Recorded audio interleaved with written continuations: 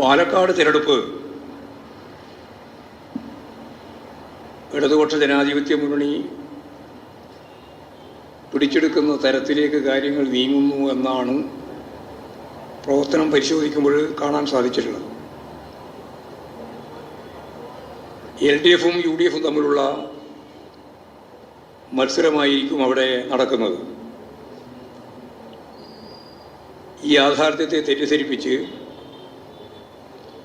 കഴിഞ്ഞ പ്രാവശ്യം പോലെ തന്നെ ഇപ്രാവശ്യം വോട്ട് നേടാനാവുമെന്ന തന്ത്രമാണ്,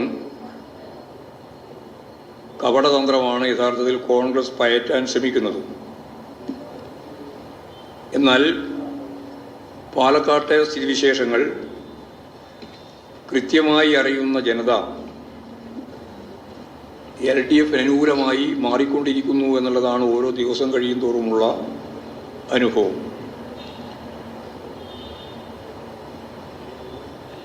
രാഷ്ട്രീയമായി ഇടതുപക്ഷ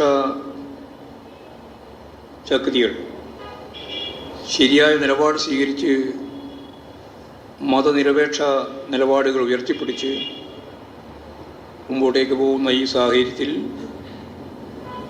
നല്ല രീതിയിൽ പാലക്കാട് മുന്നേറിയിട്ടുണ്ട്.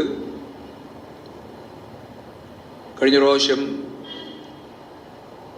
ഈ ശ്രീധരന് ലഭിച്ച വോട്ട് BJPക്ക് ലഭിക്കാൻ പോകുന്നില്ല.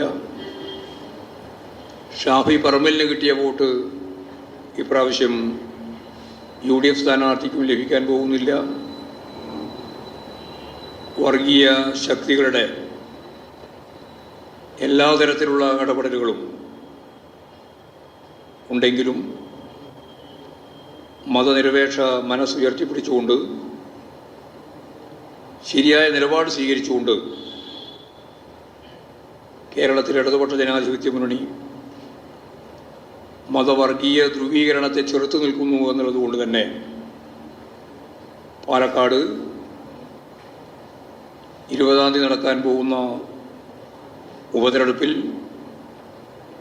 ഇടതുപക്ഷ ജനാധിപത്യ മുന്നണിക്ക് ജയിക്കാനുള്ള സാധ്യത നല്ല രീതിയിൽ രൂപപ്പെട്ട് വന്നിട്ടുണ്ട്. BJP 3-ാം സ്ഥാനത്തേക്ക് പോകും. LDFും UDFും തമ്മിലാണ് മത്സരം. ആ മത്സരത്തിൻ്റെ അവസാന വാക്ക് ജനങ്ങളുടേതാണ്. തീർച്ചയായും അത് LDFന് അനുകൂലമാകുമെന്ന് തന്നെയാണ്, ഡോക്ടർ P. ശ്രീധരന് അനുകൂലമാകുമെന്ന് തന്നെയാണ് ഞങ്ങൾ കാണുന്നത്.